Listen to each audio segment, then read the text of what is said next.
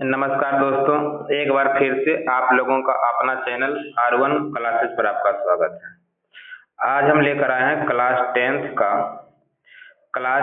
का फिजिक्स का दूसरा चैप्टर प्रकाश का अपवर्तन का ऑब्जेक्टिव क्वेश्चन लेकर आए हैं। 25 ऑब्जेक्टिव। कितना ऑब्जेक्टिव? 25 ऑब्जेक्टिव लेकर आए हैं। तो ध्यान से देखिएगा, पूरा वीडियो देखिएगा तो आपको क्या है कि 2500 का 2500 ऑब्जेक्टिव समझ में आ जाएगा। तो चलिए शुरू करते हैं। पहला ऑब्जेक्टिव, पहला क्वेश्चन है बुआ,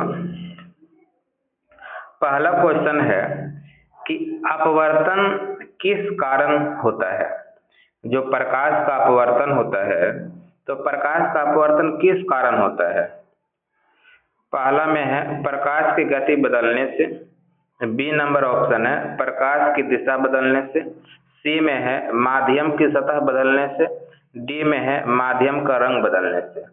तो जो प्रकाश का अपवर्तन होता है वो प्रकाश की गति बदलने से होता है। ऑप्शन नंबर ए हो जाएगा। प्रकाश का अपवर्तन किस कारण से होता है बुआ? तो प्रकाश की गति बदलने से होता है। चलिए दूसरा प्रश्न है, जब प्रकाश एक माध्यम से दूसरे माध्यम में जाता है, तो किसमें परिवर्तन होता है? आवृत्ति में, गति में, तरंग दैर्ध्य में, डी दोनों, बी और सी दोनों में। तो जब प्रकाश एक माध्यम से दूसरे माध्यम में जाता है बुआ, तो गति में, यानी कि गति में और तरंगदैर्ध्य में दोनों में परिवर्तन होता है, यानी कि ऑप्शन नंबर डी हो जाएगा। ऑप्शन नंबर कितना हो जाएगा बुआ? डी, बी और सी। क्लियर? तीसरा प्रश्न, प्रकाश की गति किसमें न्यूनतम होता है? न्यूनतम मतलब क्या? सबसे कम। तो प्रकाश की गति सबसे कम किसमें होता है? वायु में, जल में, कांच में, हीरा में। तो सबसे कम होता है हीरा में। सबसे कम किसमें होता है? हीरा में। प्रकाश की गति इस ऑप्शन के हिसाब से बता रहे हैं, ठीक है। ऑप्शन के हिसाब से प्रकाश की गति सबसे कम किसमें होता है? हीरा में होता है। प्रकाश की गति सबसे कम किसमें होता है? हीरा में। ऑप्शन के हिसाब से बता रहे हैं, ठीक है। क्वेश्चन नंबर चौथा, वायु से कांच में जाने पर प्रकाश की किरण किस ओर मुड़ती है? अब सिंपल समझिए, वायु से कांच में जाने पर, तो वायु आपको हो जाएगा यहाँ पर क्या? विरल माध्यम। कौन माध्यम? विरल माध्यम। और कांच क्या हो जाएगा आपका? सघन माध्यम, है कि नहीं?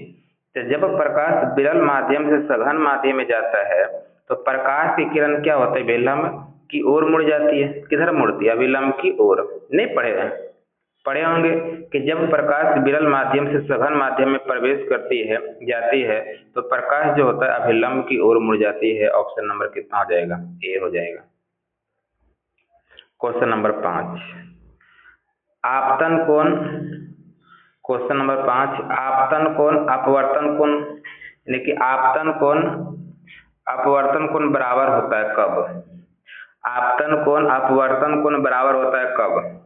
जब माध्यम समान हो। नहीं, ये तो नहीं होगा। बी नंबर, जब आपतन कोण शून्य हो। जब आपतन कोण क्या हो? शून्य। जब आपतन कोण शून्य हो, जब माध्यम बदलते हो, जब अपवर्तनांक शून्य हो। तो ऑप्शन नंबर कितना हो जाएगा? बी। तो आपतन कोण और अपवर्तन कोण कब बराबर होगा? जब आपतन कोण क्या होगा? आपतन कोण का मान क्या होगा? शून्य होगा, याद रखिएगा। आपतन कोण और अपवर्तन कोण बराबर कब होगा? जब आपतन कोण का मान क्या होगा? शून्य होगा। क्वेश्चन नंबर 6, अपवर्तनांक का सूत्र क्या होता है? तो ये तो सिंपल है ना बुआ कि अपवर्तनांक का सूत्र क्या होता है? ऑप्शन नंबर बी हो जाएगा, सी बटा भी। सी बटा क्या हो जाएगा? भी। सी क्या होता है? तो सी होता है आपका वायु में प्रकाश की चाल, भी क्या होता है? किसी माध्यम में प्रकाश की चाल, ठीक है। तो ऑप्शन नंबर कितना हो जाएगा आपका? बी। क्वेश्चन नंबर 7 में क्या है? कांच का साधारण अपवर्तनांक लगभग कितना होता है? कांच का साधारण अपवर्तनांक लगभग कितना होता है, यानी कांच का अपवर्तनांक कितना होता है? तो कांच की अपवर्तनांक की बात करें बुआ, तो कांच का अपवर्तनांक कितना होता है लगभग में, तो होता है आपका 1.5। ऑप्शन नंबर कितना हो जाएगा सी। कांच का अपवर्तनांक कितना होता है 1.5। ऑप्शन नंबर कितना हो जाएगा सी हो जाएगा। क्वेश्चन नंबर 8 में कहता है जब प्रकाश दुर्बल माध्यम से सघन माध्यम में जाता है, दुर्बल माध्यम से सघन माध्यम में, यहाँ पर दुर्बल की जगह विरल माध्यम हो जाएगा बुआ। जब प्रकाश विरल माध्यम से सघन माध्यम में जाता है, जब प्रकाश विरल माध्यम से सघन माध्यम में जाता है तो क्या घटता है? ए में गति, बी में आवृत्ति, सी में तरंगदैर्ध्य, डी में दोनों, ए और सी। तब क्या होता है वो कि जब प्रकाश विरल माध्यम से सघन माध्यम में जाता है तो आपका घटता है गति और तरंगदैर्ध्य। क्या घटता है? गति और तरंगदैर्ध्य घटता है, यानी कि ऑप्शन नंबर क्या हो जाएगा डी, दोनों, ए और सी। क्वेश्चन नंबर 9 कहता है कि पूर्ण आंतरिक परावर्तन कब होता है? तो पूर्ण आंतरिक परावर्तन कब होता है?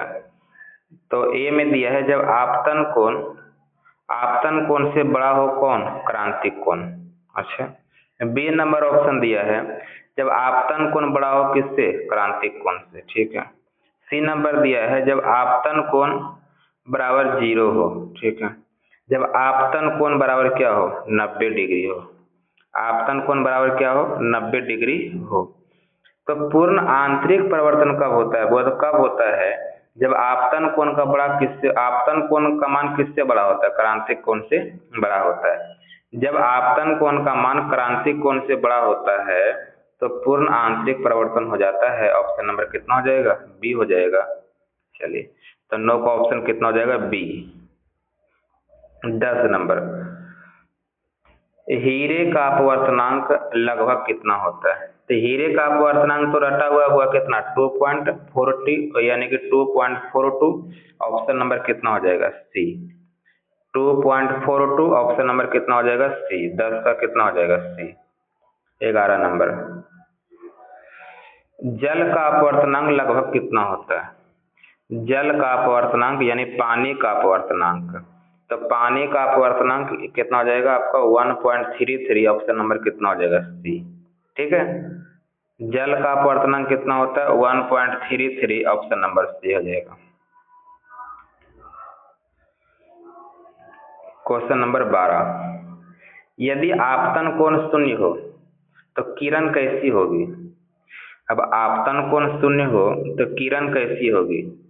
ऑप्शन नंबर ए है सीधी गुजर जाएगी, बी है मुड़ जाएगी, सी पूरी परावर्तित होगी, डी टूट जाएगी। देखिए बुआ, जब आपतन कोण शून्य हो जाएगा तो किरण जो होगा क्या हो जाएगा? किरण जो होगी वह सीधी गुजर जाएगी। ऑप्शन नंबर क्या हो जाएगा? ए। आपतन कोण शून्य यानी कि आपतन कोण 0 होगा तो किरण क्या होगा? सीधी गुजर जाएगी। ऑप्शन नंबर ए हो जाएगा। क्वेश्चन नंबर 13 कहता है अपवर्तन के नियम किसने प्रतिपादित किया? अपवर्तन का नियम किसने प्रतिपादित किया, यानी कि अपवर्तन के नियम को किसने दिया था? तो अपवर्तन के नियम को किसने दिया था? न्यूटन ने, स्नेल ने, आइंस्टाइन ने, हाइजेनबर्ग ने। तो अपवर्तन का नियम किसने दिया? स्नेल ने दिया था बुआ। अपवर्तन का नियम किसने दिया था? स्नेल ने दिया था। ऑप्शन नंबर क्या हो जाएगा? बी। क्वेश्चन नंबर 14, स्नेल का नियम किस घटना से जुड़ा हुआ है? स्नेल का नियम किस घटना से जुड़ा हुआ है? परावर्तन से, अपवर्तन से, व्यतिकरण से, विवर्तन से। तो स्नेल का नियम तो अपवर्तन से जुड़ा हुआ है ना। ऑप्शन नंबर क्या हो जाएगा? बी। स्नेल का नियम किससे जुड़ा हुआ है? अपवर्तन से, प्रकाश का अपवर्तन से। ऑप्शन नंबर क्या हो जाएगा आपका? बी हो जाएगा। 15 नंबर क्वेश्चन, अपवर्तनांक का कोई मात्रक होता है? तो अपवर्तनांक का मात्रक होता है हाँ, नहीं, कभी कभी या माध्यम पर। तो अपवर्तनांक का यानी कि अपवर्तनांक का कोई मात्रक नहीं होता है। ऑप्शन नंबर क्या हो जाएगा? बी। याद रखिएगा, अपवर्तनांक का कोई मात्रक नहीं होता है। क्वेश्चन नंबर 16, जब प्रकाश जल से वायु में जाता है, जब प्रकाश जल से वायु में जाता है, ठीक है। अब सिंपल समझिए, प्रकाश जा रहा जल से वायु में, ठीक है, जल से वायु में, तो वायु का यानी जो वायु में जो प्रकाश की चाल होती है, तो वायु में प्रकाश की चाल क्या होती है, ज्यादा होती है। तो वायु में प्रकाश की चाल ज्यादा होती है, और जल में क्या होता है कि वायु की अपेक्षा प्रकाश की चाल कम होती है, ठीक है। तो वायु आपका हो जाएगा क्या, विरल माध्यम, क्योंकि इसमें प्रकाश की चाल ज्यादा है, और जल क्या हो जाएगा, सघन माध्यम। इस बार क्या है कि सघन माध्यम से विरल माध्यम में जा रहा प्रकाश, ठीक है। तो सघन माध्यम से विरल माध्यम में प्रकाश जा रहा है, तो उसकी गति क्या होती है, घटती है, बढ़ती है, समान रहती है, शून्य हो जाती है। अब सिंपल समझिए, जल से वायु में जाएगा प्रकाश, ठीक है, तो सघन से विरल में जाएगा, तो सघन से विरल में जाएगा बुआ, तो प्रकाश की चाल क्या होगी, बढ़ेगी ना। तो ऑप्शन नंबर क्या हो जाएगा, बी। ऑप्शन नंबर क्या हो जाएगा आपका, बी हो जाएगा, 16 का बी। 17 नंबर, माध्यम बदलने पर प्रकाश की तरंगदैर्घ्य में क्या होता है, माध्यम बदलने पर प्रकाश का तरंगदैर्घ्य में क्या होता है। ए बदलती है, नहीं बदलती है, केवल वायु में बदलती है, डी शून्य हो जाती है। तो माध्यम बदलने पर प्रकाश का तरंग बदल जाता है, ऑप्शन नंबर क्या हो जाएगा, ए हो जाएगा। तरंगदैर्घ्य बदलता है वो, माध्यम बदलेगा, तरंगदैर्घ्य भी क्या हो जाएगा, बदल जाएगा, ऑप्शन नंबर ए। 17 नंबर प्रश्न, अपवर्तन का एक व्यवहारिक उपयोग कौन सा है। अपवर्तन का एक व्यवहारिक उपयोग, ए में दर्पण बनाना, बी में लेंस बनाना, सी में छाया बनाना, डी में ध्वनि उत्पन्न करना। तो दर्पण बनाना तो अपवर्तन का नहीं हो सकता ना, क्योंकि दर्पण तो परावर्तन में होता है ना, है कि नहीं। लेंस हो सकता है, अपवर्तन का व्यवहारिक उपयोग क्या हो जाएगा, लेंस। ऑप्शन नंबर आपका बी हो जाएगा। 19 नंबर, लेंस किस सिद्धांत पर कार्य करता है, परावर्तन, अपवर्तन, विवर्तन, व्यतिकरण। देखिए उलट दिया क्वेश्चन, लेंस तो परावर्तन में काम करेगा नहीं, विवर्तन में करेगा नहीं, और व्यतिकरण में करेगा नहीं, किस में करेगा, अपवर्तन में करेगा। ऑप्शन नंबर बी हो जाएगा। 20 नंबर, वास्तविक गहराई और प्रत्यक्ष गहराई किससे संबंधित है, परावर्तन से, बिल्कुल नहीं, विवर्तन से, बिल्कुल नहीं, व्यतिकरण से, बिल्कुल नहीं। तो वास्तविक गहराई प्रत्यक्ष गहराई किससे संबंधित है, अपवर्तन से। ऑप्शन नंबर क्या हो जाएगा, बी हो जाएगा। वास्तविक गहराई और प्रत्यक्ष गहराई किससे संबंधित है, अपवर्तन से। ऑप्शन नंबर क्या हो जाएगा, बी। क्वेश्चन नंबर 21 देखिएगा, क्रांतिक कोण किस स्थिति में प्राप्त होता है। अच्छा, क्रांतिक कोण किस स्थिति में प्राप्त होता है, आपतन कोण 0 होता है, नहीं। आपतन कोण 0 होगा तो क्रांतिक कोण प्राप्त हो ही नहीं सकता, है कि नहीं। आपतन कोण 45 डिग्री, नहीं। आपतन कोण जिस पर, यानी कि आपतन कोण जिस पर अपवर्तन कोण बराबर 90 डिग्री, ये हो जाएगा, है कि नहीं, परिभाषा में लिखाए भी थे। तो ऑप्शन नंबर क्या हो जाएगा आपका, सी। ऑप्शन नंबर क्या हो जाएगा, सी। आपतन कोण होगा, लेकिन उसका जो संगत अपवर्तन कोण रहेगा उसका मान कितना, 90 डिग्री रहेगा, तो आपका क्रांतिक कोण प्राप्त हो जाएगा। तो ऑप्शन नंबर कितना हो जाएगा, सी हो जाएगा। 22 नंबर प्रश्न, रत्नों की चमक किस कारण होती है, रत्नों की चमक किस कारण होती है, परावर्तन, नहीं। पूर्ण आंतरिक परावर्तन, तो पूर्ण आंतरिक परावर्तन के कारण ही क्या होता है, रत्न में चमक होता है, वो रत्नों में चमक होता है। ऑप्शन नंबर क्या हो जाएगा, बी।